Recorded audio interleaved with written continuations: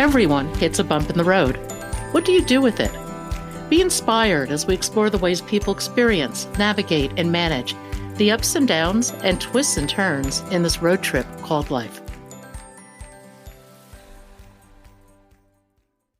Welcome to another episode of Bump in the Road.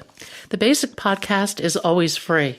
We also have a premium subscription called Bump 2 that lets you listen in on extended behind-the-scenes conversations with our guests. Check it out at www.bumpintheroad.us. Aly Bird is someone you want to know. She's navigated grief to find true personal empowerment on the other side, and now she helps others in their path to healing.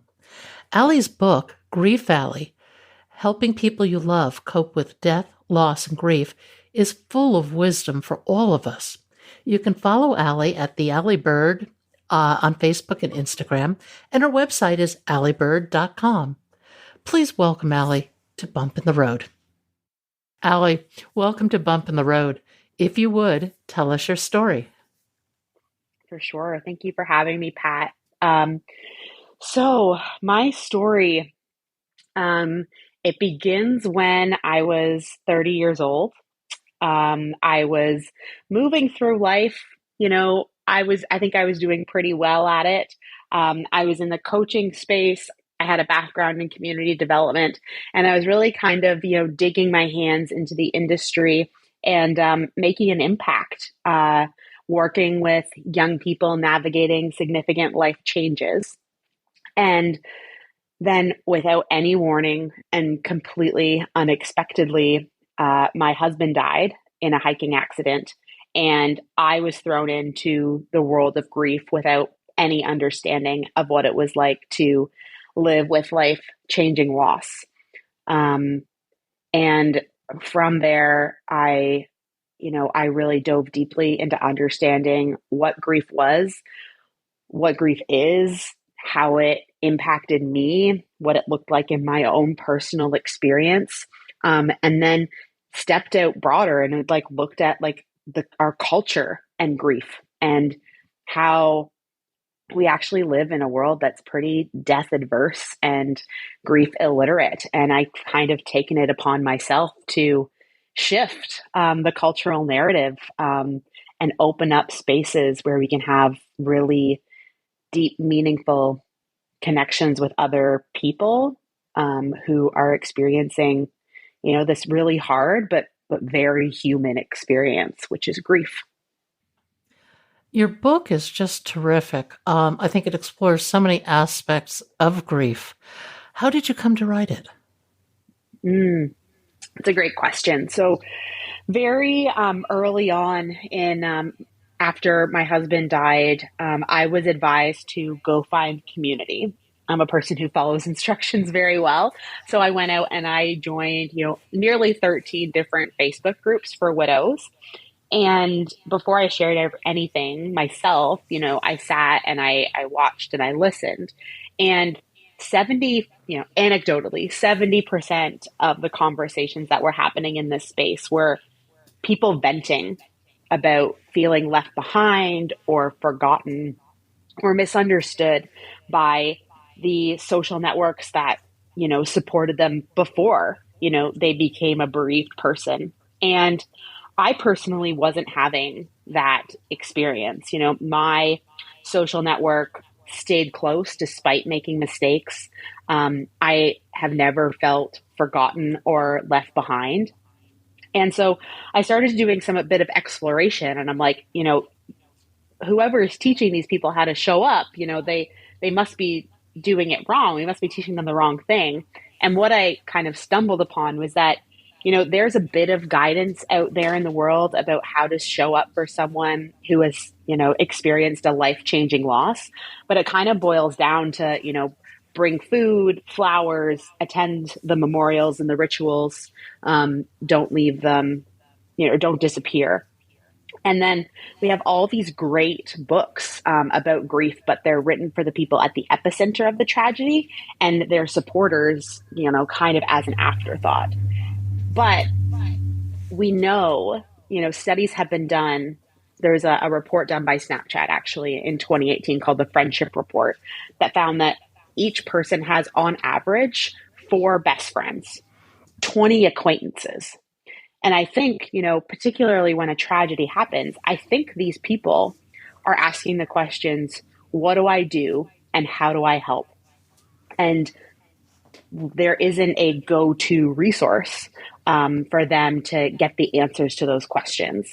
So I kind of took my own experience of bereavement and made it a bit of a science experiment and or a phenomenological study, and took the lessons that I was learning about myself, about the people around me, what grief is to an individual, what it is to our culture, and kind of wrap that up into, something that is tangible and clear for people to grab when something bad happens to someone they love and they want more guidance about how to show up. What are some of the things you learned about the culture around grief? Yeah, that's a great question, Pat. I think culturally, particularly Western culture, and that's, the experience that I can speak from, we really don't understand that grief is a very human experience. We've engineered discomfort out of our lives, so that we think we can fix a lot of things, but really we know we're just kind of numbing, or we're distracting, or we're taking a painkiller to mask it. And for grief, that doesn't really work. Grief is something we can't fix. I explain in the book that how I understand grief is that its origins are in attachment, and we can be attached to people, places, things, and ideas. And when that attachment changes, it creates an energy, and that energy is grief. But that can be manifested in so many different ways. It can be a physical experience, stomach aches, headaches, brain fog, problem solving, a cognitive experience, very thinking heavy. It can be very emotionally draining. You can experience any emotion on a feeling wheel from grief energy. And then it's also, asking ourselves like these spiritual and existential questions. And all of that is wrapped into grief. And it's also very, very normal. It is part of the human experience. Evolution has got us this far, and we have all of our ancestors have lived and died. But I think, we live in a very fast-paced world. We want to distract ourselves. We want the pain to go away. And so grief kind of gets wrapped into the world of mental illness. And we think people, need therapists, or they need some sort of special treatment, when in reality, personally, what I think is that grief just needs attention. We need to acknowledge that, this is really hard, and living in a world without someone that you love very deeply is also really, really hard. And that's okay. Does grief ever go away? No.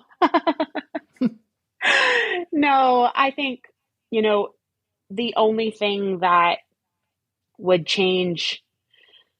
So if we think about grief as attachment and a change in attachment, the only thing that would kind of put that attachment back to its kind of state of origin, if it could be, would be to bring someone back from the dead. And as far as I'm aware, we haven't figured out how to do that. So particularly with death-related loss, we can't fix grief. And it's just something that we learn to live with. We learn to live around. We build the muscles to carry it with us. We just live around the legacy of our grief. I interviewed a woman who lost her husband, and she had a really interesting take on grief. She said initially it's this massive bubble, if you will, that you're just that transcends everything. You're just immersed in it. But as time goes on, the bubble stays, but your life gets bigger. So relatively speaking, that bubble gets smaller. It's always there, but it no longer dominates every aspect of your life. Yeah, and I completely agree with that, Pat. There's some really beautiful art and like photographs that exist about like trees growing around things, whether that's Yeah. barbed wire fences or old motorcycles or something. I think it gets incorporated into the person that you inevitably become because of the grief that you've experienced. But yeah, you do grow. There is an inevitable growth piece, but the grief is always still there. What type of growth did you experience? Hmm. Hmm. It's a great question. Um, my personal experience with grief has been a wild growth trajectory. Um, my husband's death, his name is Will. So Will's death really broke so many rules that I had assumed existed for me in the world. Rules that I wasn't even conscious of when he was alive. That, if I was a good person, that good things would happen to me in the future, that I deserved good things, that bad things happen, but they would never happen to me. And his death, coming to the realization that there was nothing that I did that caused it. Um, was a pretty precarious place to begin with, but then it left me with so much agency and power in that, if the rules are benign, that if the rules don't exist, then I get to make up the rules for how I want to live the rest of my life. Um, and that has been very empowering and very inspiring. I've come to a new level of acceptance of who I am in the world and what I need to succeed and thrive and the environments that I need to be myself. It's been a wild um, experience in personal growth that I am much more kind to myself now. I think before Will died, I was a bit of a bully to myself for sure. These days, I recognize that the power of where my body and my brain have gotten me to after he died, and I am so grateful for the person that I am now. That's an incredible quote. I get to make up the rules, for your own life. Yeah, Wow, that's a total aha moment, isn't it? it is. It's pretty crazy, and I work as a therapist now, and I often encounter folks who come to me after something tragic has happened in their lives, and I don't assume that right off the bat that anybody has to jump to being like, oh, okay, now I get to change all the rules. There was a period of reckoning of like the world is unsafe, like I don't know if I want to be here, but once I stepped into that power, it's I've become quite relentless, to be honest, because yeah, my future is entirely up to me. And it really doesn't matter what happens because I know that I have like a 100% survival rate at this point, um, which is, yeah, I guess the only word I can use to describe it is wild. Are there Confident. stages I of, guess I'm like wildly confident now. oh no, I think that's amazing. I think that's great. Are there stages of grief that lead up to this kind of release of it all? Um, and a kind of an examination of we all have these rules in our lives, and so often we find ourselves living for a future that never happens. And how do you negotiate that? Are there stages to it, or is it just really messy? So there, if you Google grief, you're going to come up with the 5 stages of grief, which Right. were created in the 70s, but we should honor Elizabeth Kubler-Ross who came up with them for her contributions and then forget. Like, don't even read the article is my advice. Because grief is very messy. And the 5 stages of grief, 5 emotions, 5 steps, 5 phases will never do justice to what an individual experience of grief is to every person as they experience it. Grief is influenced by our our environment, our biology, our attachment figures, our the time of day, how much sleep we've gotten. It's so unique to every person. So I think, to get to a place where you can start to negotiate around like, oh, what are the rules that, I'm going to create? You know, what I think it takes to get there isn't any sort of stage or like model or theory. What I honestly think it takes is giving grief, your grief, or this person you love, their grief, giving it the time and attention that it demands. It's witnessing and validating that what they are experiencing is hard, that the pain that they are feeling is real. And I think the more love you can pour into someone, the greater validation that you can give them, the greater likelihood that their experience of grief is going to include some sort of growth. What are some of the things that friends should and shouldn't do? Great question. All friends should go and buy my book, Grief Ally.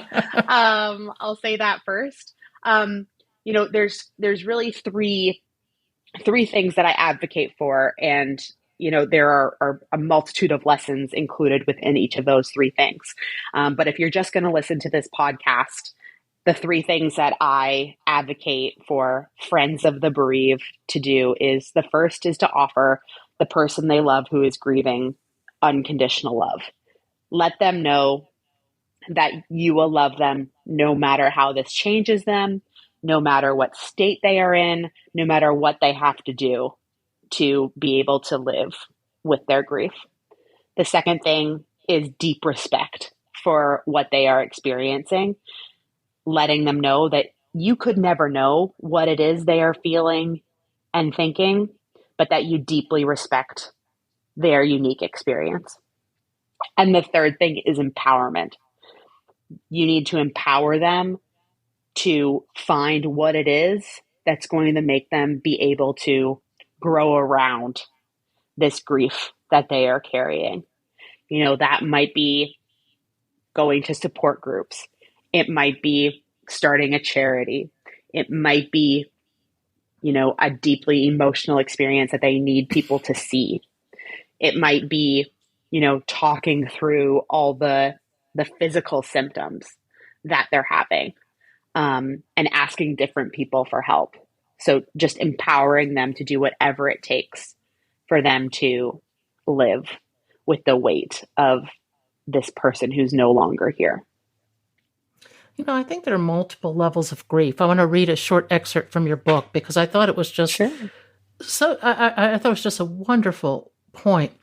You write that the first shock is your person's beloved dying. The person's beloved dying. The aftershocks are the secondary losses. They could be the unanticipated loss of future plans, changes in other relationships and communities because their beloved isn't an active member anymore. Yeah. Yeah. And I think, further on in that paragraph, the secondary losses, catch you off guard. Grief is exhausting to begin with. It's a foreign sensation happening in our bodies without our consent. And on top of that, there are so many losses that occur just because one person has been taken out of that kind of web of life. And you hope you can hold it all together. But inevitably, there are things that just can't be sustained because they're not there anymore.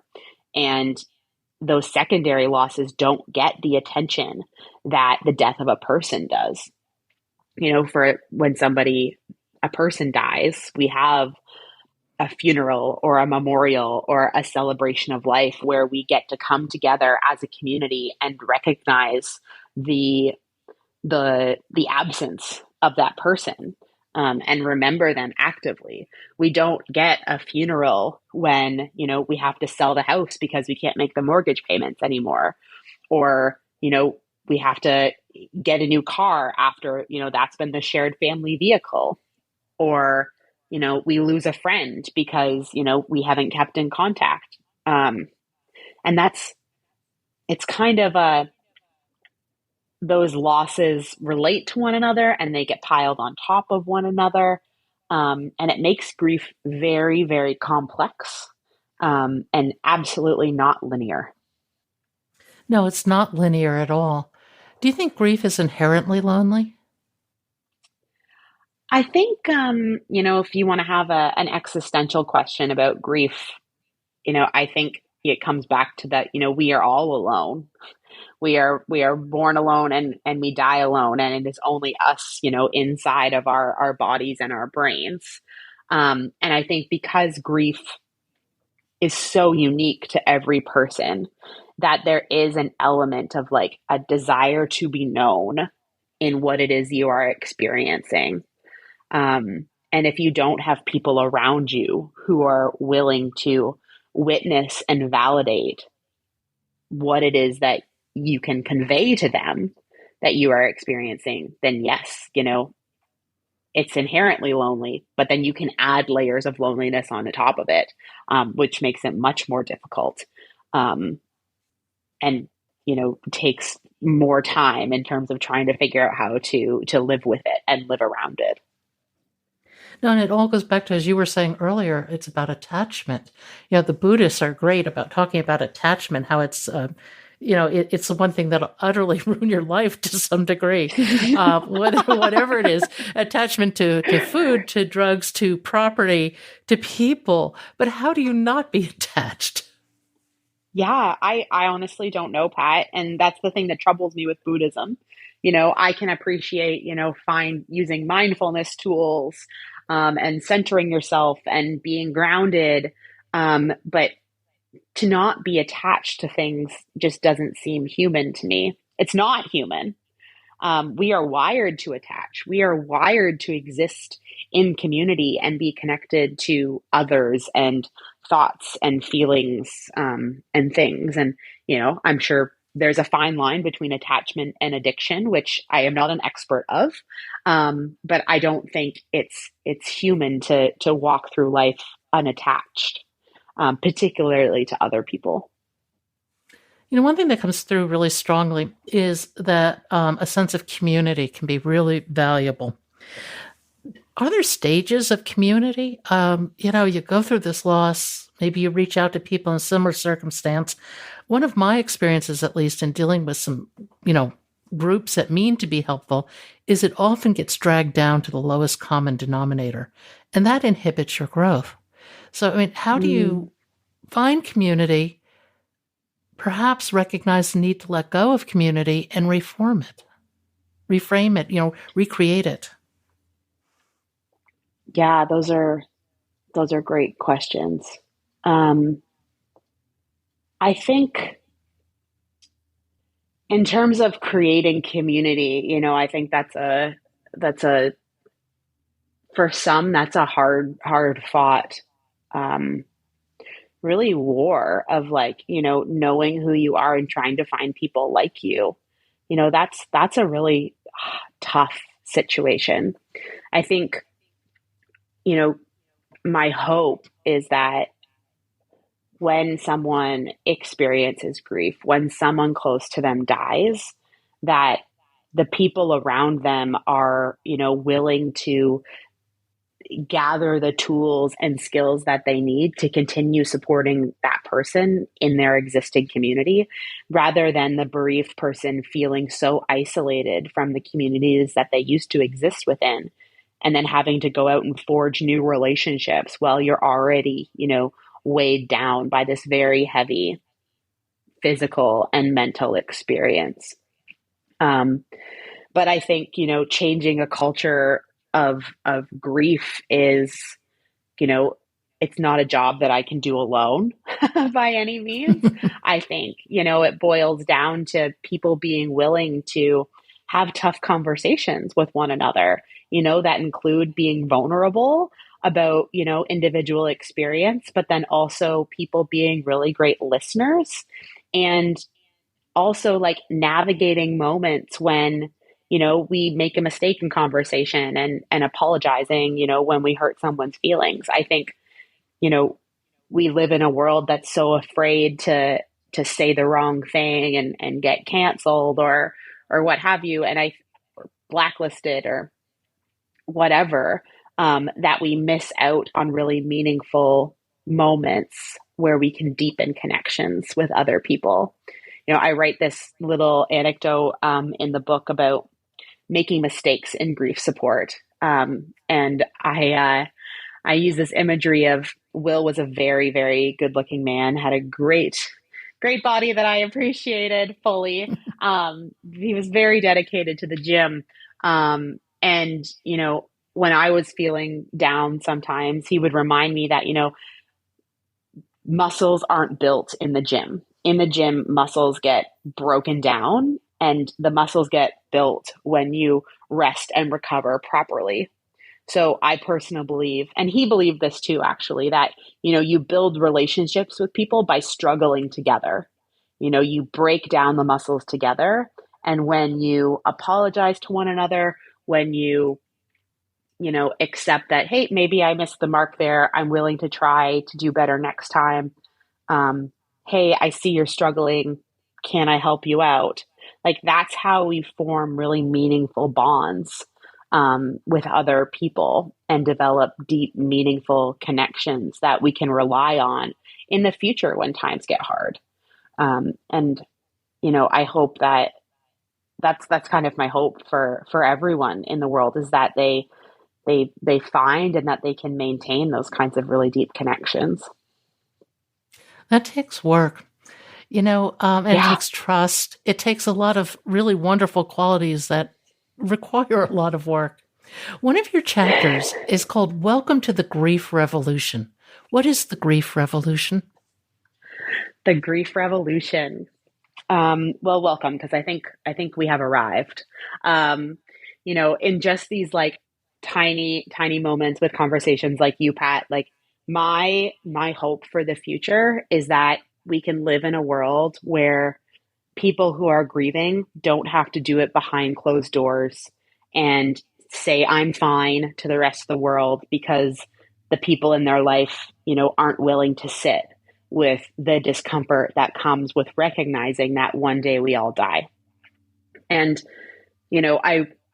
I wrote that final chapter in the book as kind of like a hope for, my future. Like, when Will died, like I didn't want him to die. I, to this day, still wish he was alive, but I need him to be an active part of my life, his memory to be an active part of my life. I need to be able to talk about him and not have people, get all clammed up and worried that they're going to, say the wrong thing. Or so the grief revolution is really an invitation to bring out, these stories, these memories, these experiences of grief and the people who we love, who we've lost, and like just let them exist in the present with all the other big things that happen in our lives.